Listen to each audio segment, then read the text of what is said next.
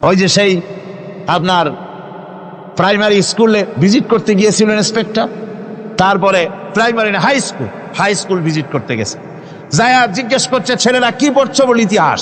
ঠিক আছে, ইতিহাস থেকেই প্রশ্ন করব, বলতো চীনের প্রাচীর কে ভেঙেছে?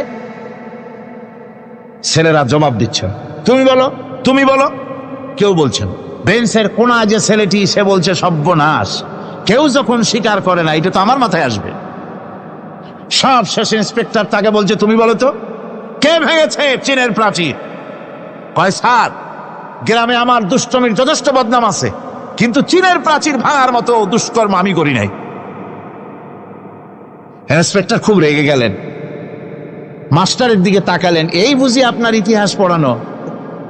মাস্টার ইন্সপেক্টরের বিরক্তি ভরা মুখ দেখে বলছেন, স্যার রাগ করবেন না, এসব ছাত্র তো আমার, ওদের অবস্থা তো আমি জানি, আপনি আসছেন ঢাকা থেকে, আপনি জানবেন কি? আমি হলপ করে বলতে পারি আমার ক্লাসের কোন ছাত্র চীনের প্রাচীর ভাঙে নাই। ইন্সপেক্টর রাগ হইয়া চলে গেছে হেডমাস্টারের রুমে, যায় বলছে যে আমি আপনার স্কুলের গ্রান্টকে আমি নাকচ করে দেব, মঞ্জুরি আমি ক্যান্সেল করে দেব। কেন? এই অবস্থা। হেডমাস্টার বলছে স্যার রাগ করবেন না, আপনার জন্য কিছু টাকা পয়সাও রাখছি হাদিয়া, বড় একটা চর্বিযুক্ত খাসিও জবাহ করা হয়েছে, পুকুর থেকে রুই মাছ তোলা হয়েছে। তারপরেও আমার ছাত্ররা, টিচাররা বলার পরেও যদি আপনার সন্দেহ হয়ে থাকে যে আমার ছাত্ররাই ভাঙছে, তো ওই আপনি অসন্তুষ্ট হবেন না, রাগ করবেন না স্যার, ওই প্রাচীর ভাঙতে যা খরচ লাগে আমি কিছু খরচ দেবো, তো আপনি রাগ করেন না। এখন চিন্তা করেন, স্কুলের ছাত্র থেকে শুরু করে হেডমাস্টার পর্যন্ত জ্ঞানের বহর। তো বলতেছিলাম আমি ওজন স্তরে ফাটল ধরিয়েছি, তার অর্থ এই নয় যে আপনারা গিয়ে ওখানে কুড়াল মারিয়ে ওটারে ভাঙছেন। তাহলে ওটা কি হয়েছে? কোরআনে কারিমে রব্বুল আলামিন বলেন, ওয়ামা আসাবাকুম মিন মুসিবাতিন ফাবিমা কাসাবাত আইদিকুম ওয়া ইয়াফু আন কাসীর। যত বিপদ তোমাদের উপর আরোপিত হয়, সমস্ত বিপদ তোমাদের দুই হাতের কামাই করা। কে বলছেন? আল্লাহ পাক। ওজন স্তরে ফাটল ধরেছে, এটা বিপদ, বিশ্বের সমস্ত মানব সভ্যতা সৃষ্টি জগতের জন্য বিপদ। এই বিপদের জন্য দায়ী পৃথিবীর মানুষ। কিরকম? সেটা হচ্ছে গাড়ির পেছন থেকে যে কালো ধোঁয়া বের হয়, কল কারখানার চিমনি থেকে যে কালো ধোঁয়া বের হয়, এই কালো ধোঁয়াগুলি, তারপরে সমস্ত কেমিক্যাল উইপেন সেগুলি যে টেস্ট করা হয়, তার রিয়াকশন ইত্যাদি, এই কালো ধোঁয়া এবং সমস্ত মারণাস্ত্রগুলি এক্সপেরিমেন্ট করার সমস্ত এই রিয়াকশনগুলি সবগুলি গিয়ে ওই ওজন স্তরে ফাটল ধরিয়ে দিয়েছে, আস্তে করে পাতলা হয়ে এটা ফেটে গিয়েছে, অতি বেগুনি রশ্মি আসা শুরু করেছে। এটাকে বন্ধ করার জন্য বিজ্ঞানীরা আজ মরিয়া হয়ে গিয়েছে। ইনশাআল্লাহ আল্লাহ পাক তার বিজ্ঞানীদের মানুষের মাথায় বুদ্ধি এনে দিবেন, রিপেয়ারও হয়ে যাবে ইনশাআল্লাহ। সবাই বলেন ইনশাআল্লাহ। তাহলে বললাম কেন এ কথাটা? এই জন্য বললাম যে কোরআনে কারীমের মধ্যে আল্লাহ রাব্বুল আলামিন সব কথা বলে দিয়েছেন, কোনো কথা বাদ রাখেন নাই।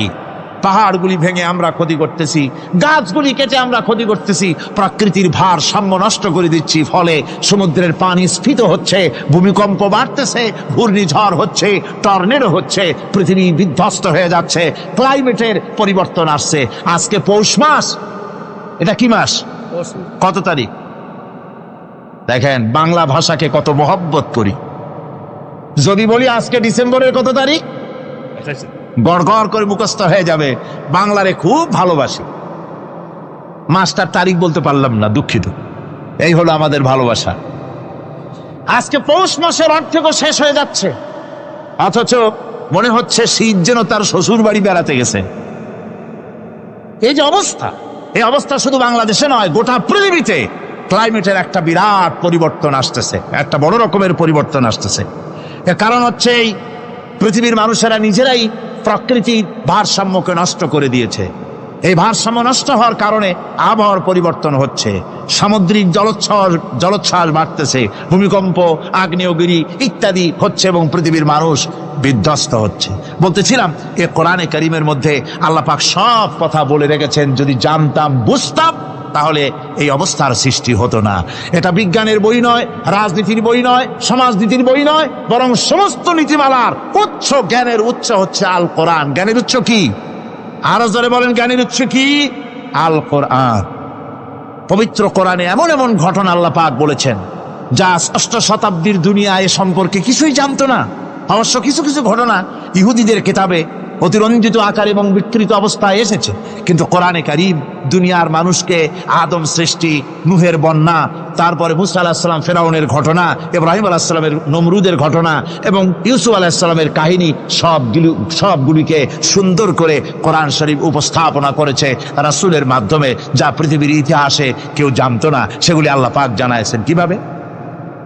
কোরআনে কারীম বলছে, তিলকা মিন আম্বাইল গায়বি নূহিহা ইলাইকা মা কুনতা তা'লামুহা আনতা ওয়ালা কওমুকা মিন ক্বাবলি হাযা।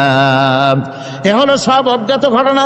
সমস্ত ঘটনাগুলি আল্লাহ পাক তার হাবিবকে শুনিয়ে বলে দিলেন, সব অজ্ঞাত ঘটনা যা তুমি জানতে না, তোমার কোনো জানা ছিল না, আমি ওহীর মাধ্যমে তোমাকে সব জানাইছি। ইউসুফ আলাইহিস সালামকে যখন তার ভাইয়েরা কুয়ার মধ্যে ফেলে দিতেছিল তখন তুমি উপস্থিত ছিলে না, এই ঘটনা ওহীর মাধ্যমে আমি জানালাম।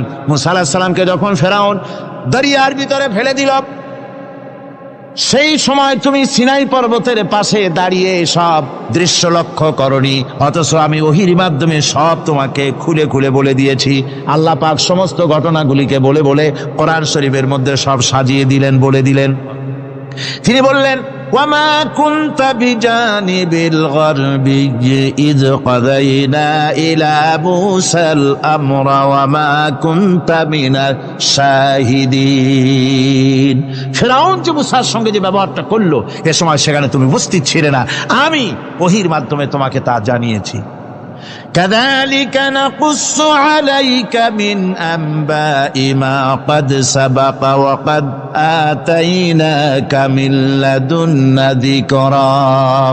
আল্লাহ পাক বলেন, এভাবে আমি আপনার কাছে অতীত ঘটনাবলী ওহীর মাধ্যমে নিখুঁতভাবে আপনার সামনে সব বলে দিয়েছি।